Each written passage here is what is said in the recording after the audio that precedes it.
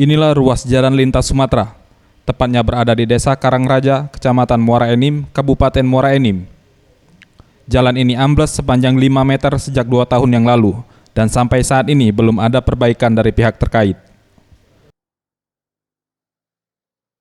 Penyebab amblesnya jalan lintas Sumatera di Desa Karangraja ini diduga disebabkan bagian bawah jalan yang tergerus air Sungai Enim, serta banyaknya kendaraan bertonase berat yang melintas.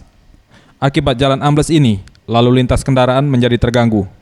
Kendaraan yang melintas terpaksa harus melintas secara bergantian melalui satu jalur, karena sebagian badan jalan yang ambles sudah tidak bisa dilalui kendaraan.